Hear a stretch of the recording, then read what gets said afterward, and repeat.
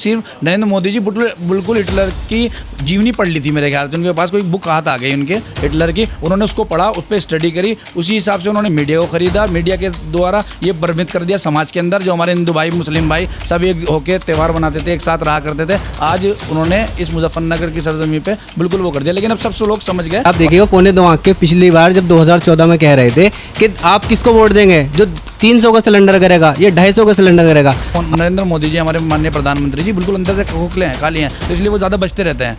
मनमोहन सिंह जी पूरे भरे हुए थे, पूरे थे, अर्थशास्त्री थे, उन्हें आप देखते हैं कहाँ से देश पहुँचा दिया और आज देश की क्या हालत है, जीडीपी क्या है। तो शेर है इसमें सरकार, लोमड़ी है मीडिया और गधा बना रखा है जनता को। है कि क्या योगी आदित्यनाथ के राज में मुसलमान सुरक्षित महसूस करते हैं या नहीं?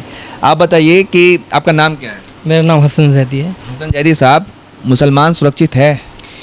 देखिए, मुसलमान तो सुरक्षित अपने आप में है, उसमें कोई दिक्कत वाली बात नहीं है। लेकिन अगर ये कोई कहने लगे जी वो तो एक बीजेपी की वो है कि मतलब हिंदू मुस्लिम को लड़वाना, नहीं कि मतलब पक्षपात सरकार नहीं करती हो, सबको एक नज़र से एक निगाह से देखती हो, क्या योगी आदित्यनाथ वो काम कर रहे हैं? नहीं, वो तो काम नहीं कर रहे हैं। उनको तो एक सीधा सा है, मुस्लिम को बेस बना रखा है ना उन्होंने अपनी पॉलिटिक्स के लिए। उनका क्या है कि मुस्लिम के ऊपर अटैक करते रहो और हिंदुओं को खुश करते रहो, ये उनका आइडियोलॉजी है पूरा मामला। तो क्या हिंदू समाज मुसलमान पर अटैक होता है तो उस आधार पर वोट करेगा या मुद्दे पर वोट करेगा? देखिए, ये जितनी भी कट्टरपंथियाँ, देखिए इतिहास गवाह है, आदमी जब भी हुकूमत करता है वो कट्टरपंथी पे करता है, यानी जितनी जहालत होगी उतनी हुकूमत मजबूत चलेगी। अभी जनता को ये सोचना पड़ेगा कि हमें विकास करना है, अपने देश को आगे ले जाना है या नहीं ले जाना है। अगर देश को आगे ले जाना है तो सेकुलर बनना पड़ेगा। अगर कट्टरपंथी में, चाहे वो मुस्लिम हो या हिंदू, अगर कट्टरपंथी पे रहेगा तो उसका विकास नहीं होगा, क्योंकि कट्टरपंथी जो है जहालत को जन्म देती है और जहाँ जहालत होगी वहाँ विकास नहीं होगा। योगी आदित्यनाथ के लिए इस बार मुश्किल होगा? देखिए, मुश्किल तो होना पड़ेगा उनके लिए, तो अब इस टाइम समझिए 100% मुश्किल है, क्योंकि जनता इतनी परेशान हो चुकी है, जनता की तरफ को किसी का ध्यान ही नहीं है। अगर आप कहोगे तो मैं एक कहावत में इसका पूरा आइडियोलॉजी आपको बताता हूँ। देखिए, एक कहावत में बता देता हूँ। एक जंगल में शेर, लोमड़ी और गधा था। जब ये तीनों अकेले रह गए, तीनों भूखे रहे, तो गधे में मैं अभी, हालांकि मैं कह रहा हूँ, अभी इसमें बता दूंगा मैं आपको। तो अब ये कहने लगे हम भूख लग रही है, अब हम क्या करें? तो कहने भाई एक को कुर्बानी देनी पड़ेगी। तो शेर से कहना भाई जिसने सबसे ज़्यादा पाप कर रखे होंगे वो सबसे बड़ा गुनहगार होगा। तो शेर बोला भाई मैंने क्या पाप करे, मैंने तो रोज़ मारता हूँ और रोज़ खाता हूँ, मेरा इसमें क्या है, क्या पाप है? तो लोमड़ी ने सोचा, कहने लगे नहीं भाई अगर जिससे पंगा लिया शेर से तो दिक्कत हो जाए। कहने नहीं नहीं सरकार, इसमें आपकी कोई गलती नहीं है। कहने ये तो यो कोई गुनाह नहीं होता। कहने भाई तेरे, कहने लोमड़ी से पूछा भाई तेरा गुनाह? कहने सरकार जो आपसे बचा कुचा है वो मैं खा लेती हूँ, ये मैं कहने वो कहना नहीं, क्योंकि उनकी नज़र थी गधे पे। तो अब गधे से पूछा भाई तेरी नज़र में कोई गुनाह है? तो गधा बहुत देर सोचता रहा, कहना हाँ जी एक गुनाह तो है मेरी नज़र में, मेरा मालिक मेरे ऊपर घास ला रहा था, जब मुझे भूख लगी तो मैंने घास गिरा के खा ली थी। अब दोनों बोले इतना बड़ा गुनाह? कहने वो सोचा गधा कि भाई वाकई में मैंने गुनाह करा। तो दोनों ने, शेर और लोमड़ी ने मिलके गधे को खा लिया। तो शेर है इसमें सरकार, लोमड़ी है मीडिया और गधा बना रखा है जनता को। तो अब क्या है कि शेर गवर्नमेंट के ऊपर, मीडिया खिलाफ नहीं जाएगी, ठीक? जनता का गधा है देखने में बड़ा, लेकिन क्या है कि बेवकूफ़ बना लो। मतलब कि जनता को बेवकूफ़ बना रही सरकार? जी, सीधा जनता को ही बेवकूफ़ बना रही। ना मीडिया जनता के साथ है, ना गवर्नमेंट जनता के साथ, ये दोनों मिलके जनता का बेवकूफ़ बना रहे हैं। चलिए, जनता को बेवकूफ़ बना रहे हैं, इन्होंने अपनी कहावत में बताया। और लोग से जानते हैं, कुछ जल्दी जानने की कोशिश करेंगे। आप बताइए कि आपको क्या लगता है कि मुजफ्फरनगर एक ऐतिहासिक भूमि है, आज जो महापंचायत हुआ इसका असर देखने को मिलेगा? इनका एजेंडा था विकास करने का, इन्होंने क्या विकास किया?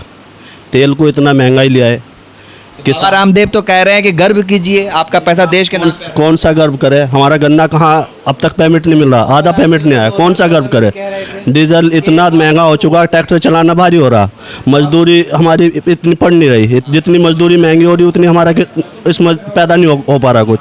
कौन सा विकास हो रहा, कौन सा सही काम हो रहा?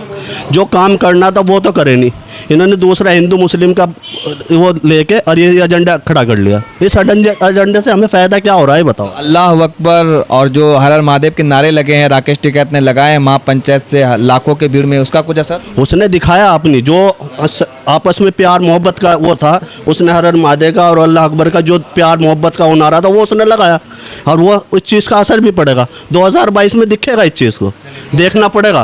2022 में दिखेगा। आप बताइए, आप युवा हैं, कैसे देखते हैं क्या होगा? आपने जैसे इनसे सवाल किया है, बाबा रामदेव कह रहे हैं कि इसको करने दीजिए कंटिन्यू, अगर विकास जब ही होता है जब थोड़ी महंगाई होती है। तो 2014 में इन्होंने नहीं बाबा रामदेव नहीं, आप देखिएगा 2.25 आंख के पिछली बार जब 2014 में कह रहे थे कि आप किसको वोट देंगे, जो 300 का सिलेंडर करेगा, ये 250 का सिलेंडर करेगा, आप उसमें बोला था ना उन्होंने। अब अगर अभी 840 का हो रहा है, और अभी इसमें इन्होंने क्या काम करा कि अफगानिस्तान का दिखा करके 25 रुपये और बढ़ा दिए, अब 865 कर दिया है सिलेंडर। 884। हाँ वही जो भी बता रहा हूँ, 865 अब ले लिया, आप ही बता रहे हो कि 884 का हो गया, हमें तो अपडेट 865 की थी, तो बढ़ा रहे हैं। तो ये विकास, इसमें विकास हो जाएगा, बढ़ाने से ये विकास होगा। देश के ही नाम तो आपके पैसा जाएगा, नहीं मजबूत होगा, राष्ट्र मजबूत हो रहा है, पर आम जनता मजबूत नहीं हो रही है ना। ये बीजेपी के नेता कह रहे हैं कि जिनको सस्ता पेट्रोल चाहिए, सस्ता रसोई गैस चाहिए, वो अफगानिस्तान चले जाएं। क्यों चले जाएं अफगानिस्तान? क्यों चले जाएं? हमारा देश है, यहीं पैदा हुए हैं, यहीं पे मरेंगे, क्यों जाएं अफगानिस्तान? राष्ट्र सुरक्षित हाथों में है। नरेंद्र मोदी जैसा प्रधानमंत्री मिला है 56 इंच वाला, और वो देखिए तालिबान क्या हो गया, अशरफ गनी को छोड़कर भागना पड़ा। नहीं, वो भाग गए, वहाँ का क्या हमें नहीं पता, हम तो यहाँ की जान सकते हैं ना। इससे पहले देश सुरक्षित हाथों में नहीं था, जब से आजाद। मनमोहन नहीं, मौन रह के, वो चुप रह के बहुत काम करते थे, बड़ बोलेपन से काम नहीं होता, चुप रह के काम होता है हमेशा। बोलने से मैं यहाँ बोलने लगूँ, मैं प्रधानमंत्री बन के दिखा दूँ, मुझे आप प्रधानमंत्री बना दीजिए, मैं ये कर दूंगा वो कर दूंगा, लेकिन मैं नहीं कर पाऊंगा। जो करने वाला है वो कर सकता है, तो मौन रह के चुप हो सकता है। जो खाली होते हैं ना बर्तन, वो ज़्यादा बोलते हैं। जो भरा हुआ बर्तन होता है वो नहीं बोलता, जो खाली होता है वही। आप देखना, कभी 2 बर्तन रखना खाली, वो बहुत बोलेंगे, जो भरा हुआ होगा वो बोलेगा नहीं। तो नरेंद्र मोदी जी, हमारे माननीय प्रधानमंत्री जी, बिल्कुल अंदर से खोखले हैं, खाली हैं, तो इसलिए वो ज़्यादा बचते रहते हैं।